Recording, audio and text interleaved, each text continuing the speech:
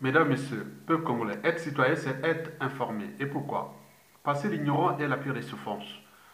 Le savoir et la connaissance libèrent. Ceci dit, je vous informe que tous ceux et celles qui représentent aujourd'hui le collectif des partis de l'opposition, c'est du danger pour le peuple congolais pendant la dictature de Sassou et d'Enguesso. Et après aussi. Je voulais tout dire que le futur, c'est tout justement le passé et le présent qu'on ignore. Et que, il faut se dire aussi que dans la vie, rien ne se crée, rien ne se perd, tout se transforme. Donc les gens là se transforment en colportant les erreurs du passé, en colportant leur irresponsabilité, donc ils sont parmi nous. Bien entendu que Sassou Nguesso est au pouvoir et qui les entretient. Et c'est ce que je vais vous expliquer. Alors, pourquoi Sassou Nguesso et son clan ont, ont pris le collectif des partis dits d'opposition pour lancer l'assaut contre les Congolais? Autrement dit, pourquoi Sassou Nguesso et son collectif des partis d'opposition ont-ils lancé l'assaut contre les Congolais? Mesdames, Messieurs, quand on parle de la conservation de la tyrannie du dictateur Denis Sassou Nguesso, on pense tout naturellement à son collectif de partis d'opposition. Je voulais toujours dire que dans une dictature, il n'y a pas de parti politique autre, il n'y a que des résistants et des partis, des partis de la résistance. Il n'y a pas de parti d'opposition. On parle d'opposition dans une démocratie, mais pas dans une dictature. Et surtout que la nôtre est liberticide, anti-démocratique, antisociale et chinogène. Donc, il n'y a pas de parti là. Donc, ceux qui viennent parler de parti, c'est qu'il faut savoir que sans le tyran Sassou Nguesso, il n'y aurait pas de collectif des partis de l'opposition. Et inversement, le collectif des partis de l'opposition devient le danger politique du peuple congolais. Et pourquoi? Bon, traitons d'abord le décor et puis l'envers du décor de ce collectif des partis de l'opposition. Le décor, c'est l'emballage. Et l'envers du décor, c'est le contenu de l'emballage, le produit. Donc, commençons d'abord par le décor, c'est-à-dire l'emballage. Dans l'opinion et la conscience nationale, post-2015 à nos jours, le décor de ces collectifs de l'opposition peut se résumer en ces termes. C'est le collectif des partis des collabos. C'est le collectif des partis des gens qui ont des choses à se reprocher, à cacher devant le peuple. C'est le collectif des partis de la honte et de la servitude volontaire à Sassou Nguesso. C'est le collectif des partis de l'opposition politique la plus bête du monde, comme disait Alain Mabankou en 2015. Ce sont des complices volontaires du tyran. C'est les auxiliaires de la tyrannie. Ils font partie intégrante de la tyrannie. Ces collectifs sont d'ailleurs à 100% financés par le tyran. Il s'agit pour lui d'un investissement politique contre le peuple congolais. Ces collectifs des partis de l'opposition de maître pourront être poursuivis par le peuple pour non-assistance à peuple au danger. Ils pourront être poursuivis pour complicité à la délinquance financière. Ils pourront être poursuivis pour complicité des crimes contre l'humanité, en référence avec ce qui s'est déjà passé en 2015. Et puis, ils ont roulé le peuple et il y a eu des 100 morts, jeunes morts. Et puis, arrivé en 2016, hold-up électoral, puis terrorisme d'État dans les poules, affaire de Chakona et tout, avec toutes les conséquences de 2015 à nos jours qui sont toujours d'actualité. Mais ils sont là au rôle de jeunesse. Et donc, ils sont là, ils tournent au rond. Vous avez tout compris. Mesdames, Messieurs, peuple congolais, décryptons maintenant l'envers du décor. Dans l'opinion nationale, les Congolais pensent que ces gens-là, ce ne sont pas des gens bien. Ils ont des choses à se reposer, notamment leur passif, leur responsabilité politique historique. C'est donc un groupement d'oligarques à caractère conspirateur, antidémocratique, antisocial, criminogène et des traitistes, tous inféodés au dictateur Denis Sassou Nguesso. Ils font partie du système Denis Sassou Nguesso. Donc, par conséquent, tous ceux qui viennent donner comme projet de société, sortir d'état de crise et tout compagnie, c'est sans que des mécanismes de la conservation de la tyrannie de Sassou et d'Nguesso, dont ils sont aussi membres de cette tyrannie. Mesdames et messieurs, peuple congolais, explication. Donc, si on voyait l'envers du décor, comme je vous l'ai dit, il y a parmi ces gens qui font partie de l'envers du décor, donc il y a ceux et celles qui avaient trahi le professeur Pascal Lissouba, le président élu démocratiquement entre 1992 et 1997. Il y a ceux et celles qui avaient ramené Denis Sassou Nguesso au pouvoir à travers le coup d'État sanglant de juin à octobre 1997, dont les conséquences sont toujours d'actualité. Parmi eux, il y a ceux et celles qui avaient financé le coup d'État précité. Et parmi eux, il y a 4, ceux et celles qui ont, par leurs responsabilités politiques et militaires historiques, sont responsables et coupables de complicité des crimes de sang et des génocides de 1997 à 2002, soit 400 000 morts. Parmi eux, il y a 5, ceux et celles qui ont, par leur responsabilité politique et militaire historique, sont responsables et coupables de complicité des explosions du 4 mars 2012, du coup d'État anticonstitutionnel de 2015 avec ses conséquences, du hold-up électoral de 2016 avec ses conséquences, du terrorisme d'État dans les pôles, et de l'affaire de Chakona et de toutes les disparitions suspectes et tout compagnie, des prisonniers politiques et autres. Parce que s'il n'y avait pas cette histoire-là d'il y a de 97, puis celle de 2015, puis 2016, on n'en sera pas là. Donc ils ont une responsabilité entre eux. Donc ils sont là, et donc ils cherchent, il y a des niveaux de responsabilité. Il y a ceux qui sont plus impliqués que d'autres. Par exemple, quand on prend Kolela, Guy Parfait Kolela et Mathieu Ndiaye n'ont pas les mêmes responsabilités. Guy Parfait Kolela, ça peut être, par exemple, 2015 n'a pas voulu prendre le pouvoir parce qu'il était là, il était à la porte, s'il avait organisé comme on allait gérer au Soudan, il partait directement. Ou en 2016, il est associé avec Jean-Marie Michel Mokoko, il sera peut-être son premier ministre, et on aurait déjà passé notre étape. Donc il a refusé d'être là, il allait du côté de la tyrannie. Mais Mathieu Ndiaye, c'est déjà, c'est du lourd, parmi eux, c'est celui qui a du lourd. Donc 97 à 2002, vous connaissez.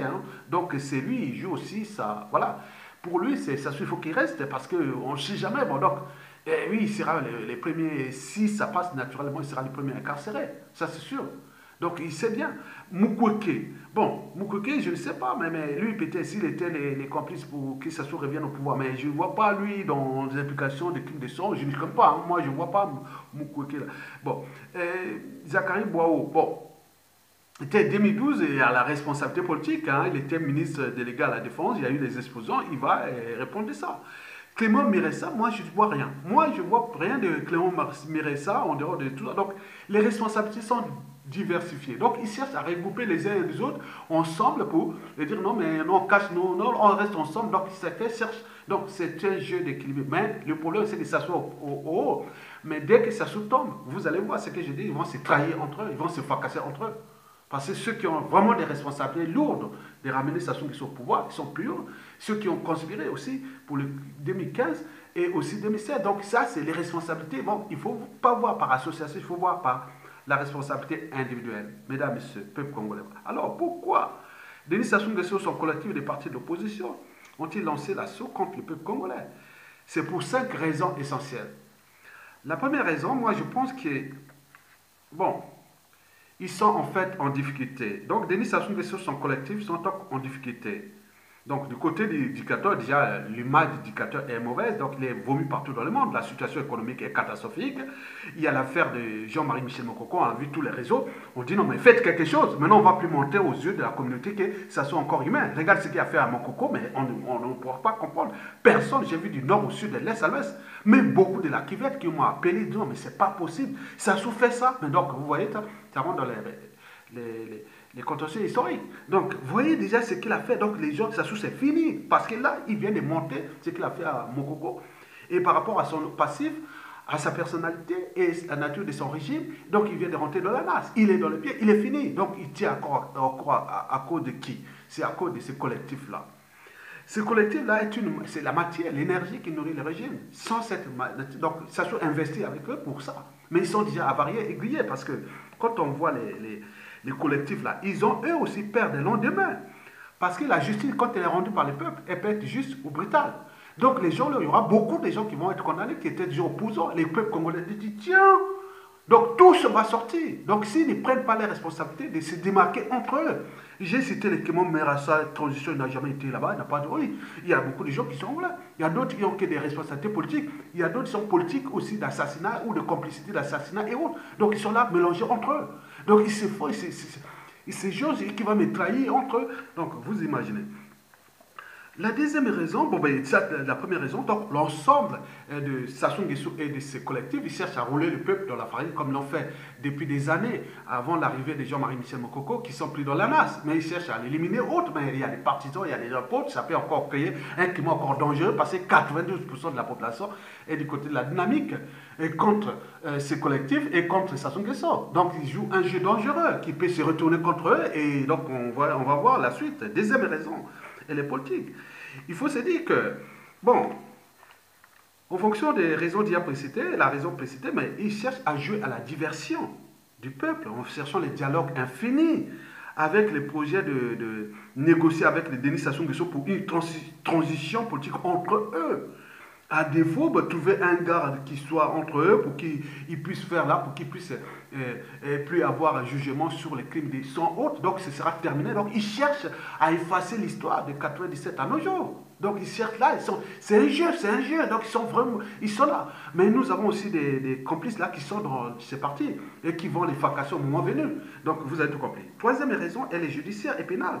Parce que Sassou Nguesso plus ces collectifs-là, ils ont beaucoup de choses à se reprocher par rapport à ce que je vous ai précité. Il y a ceux qui ont fait trahir Lissouba. Est-ce qu'ils voudraient que Sassou part, que Lissouba... Bon, alors ils ont peur aussi de ça.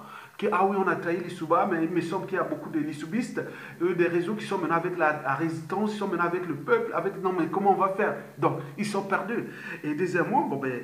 Il y a aussi ceux qui ont financé le coup d'État, ils sont là. Ceux qui ont participé à ce coup d'État, ils sont là. Les exposants de Kanma, tout ce que je vous ai précité. Donc, 2015, déjà 2015, c'était voilà, c'est la date. Si on partait comme au Soudan, en Algérie, ça se serait déjà terminé. On n'aurait pas eu les hold-up électoraux, on n'aurait même pas eu le terrorisme d'État dans le pool, les chacona, les disparitions, les pays dans la mer, la sourdette et tout compagnie. Et les conséquences ne sont pas que seulement politiques, sont économiques, financières. Vous avez tout compris. L'association des malfaiteurs, mesdames, messieurs. Peuple congolais. Quatrième raison, elle est stratégique parce qu'eux, ils cherchent à mélanger tout le monde, c'est-à-dire dans leur transition avec Sassou Nguesso ou pas, les dialogues ou tout compagnie, c'est-à-dire mélanger. Voilà, donc on prend les Sassou, les Nguesso, plus eux et plus ceux qui sont des petits corrompus de la résistance pour qu'ensemble, on va fabriquer quelque chose de... Ah non, ça c'est aller directement dans le suicide collectif. Ça c'est sûr et certain. Parce que l'air méthode n'a jamais changé. Mesdames, messieurs. Bon, il faut dire que la cinquième raison, oui, c'est tout simplement la France-Afrique. Parce que, bon, aujourd'hui, la France-Afrique, qu'est-ce qui se passe? Bon, ils cherchent un coup de main de la France-Afrique, mais la France-Afrique a déjà, il ne reste plus que 40% à soutenir Sassou Nguesso parce qu'il est encore là au pouvoir.